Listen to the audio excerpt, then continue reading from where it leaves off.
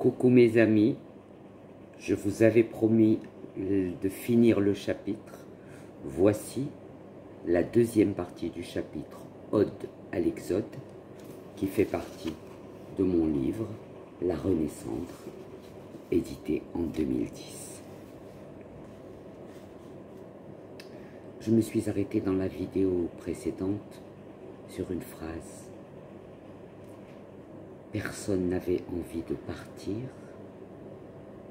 tout en ayant peur de rester.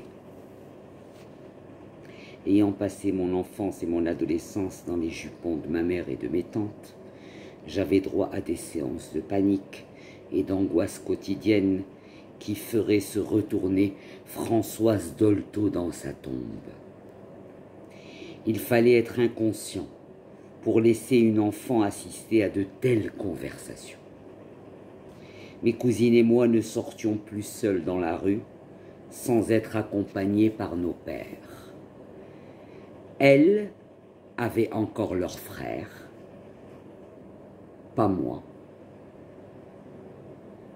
J'en perdais le sommeil. Le grand malheur était que tante Annette et les autres ne connaissaient de ce conflit que ce qu'elles en avaient entendu dire chez le boucher cachère. Il faut imaginer le niveau intellectuel qui devait y régner. Eliezer sciant l'os à moelle, en faisant des mouvements d'aérobic, tout en jouant aux politiciens avertis. Qu'est-ce que je l'aimais, Eliezer, et j'espère qu'il est toujours vivant. Et qu'est-ce que j'ai aimé ses enfants. Bisous, Eliezer et sa femme, si vous regardez cette vidéo. Il ponctuait ses pesées par des phrases du style la la la la la la la la la Mabqat al-nagl sahna. La la la la la. Nous ne sommes plus chez nous. La la la la la la n'était pas un refrain. C'était une série de non, non, la, en boucle, prononcés en arabe dialectal. Le titre de la complainte était Mabqat li nagl sahna. Eliezer paniquait beaucoup sur son chiffre d'affaires en baisse après les départs incessants. Certains étaient partis sans régler leur facture de crédit. Il leur souhaitait de terminer en viande hachée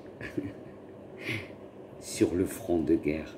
Bien sûr que c'est de l'humour, bien sûr qu'il ne leur souhaitait pas ça. La psychose s'installait lentement mais sûrement. Même la viande cachère devenait pleine d'adrénaline, rien qu'au contact de tous ces juifs angoissés et tellement déstabilisés. Aux juifs qui achetaient au-delà de 2 kilos de viande, Eliezer demandait s'il y avait une circoncision ou une bar mitzvah en cours de préparation. Avant la psychose, il ne posait ce genre de questions qu'à ses clients atteints d'avarice viscérale. Ceux qui achetaient 250 grammes pour le dîner du Shabbat par souci d'engraisser leur compte bancaire au lieu de leurs êtres chers. Heureusement, la majeure partie des clients d'Eliezer avaient des habitudes de consommation dépassant l'entendement par leur côté abondant. Mais après toutes ces incertitudes qui pourrissaient leur quotidien, les Juifs du Maroc vivaient dorénavant au jour le jour. Toute cette ignoble cacophonie de rumeurs a fini par vider nos immeubles, puis nos quartiers, puis nos rues, puis nos vies, puis la mienne. Je n'oublierai jamais le visage ruisselant de larmes de mon cher papa Robert pendant qu'il faisait la prière du premier Shabbat qui suivit le départ de mon frère Armand.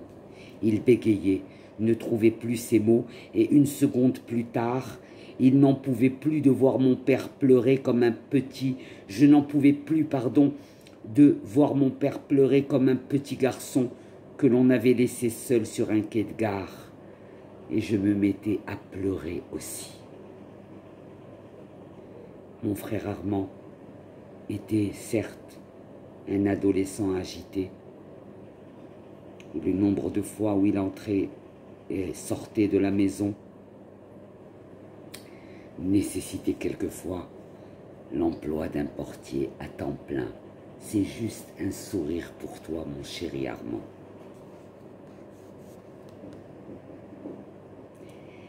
D'où le vide terrible qu'il avait laissé en partant. Maman et moi, visage incliné, remplissions nos assiettes de nos larmes. Je dévorais le contenu de mon assiette en 2 temps et 3 mouvements. Le concept des boules à la gorge avait commencé pour moi.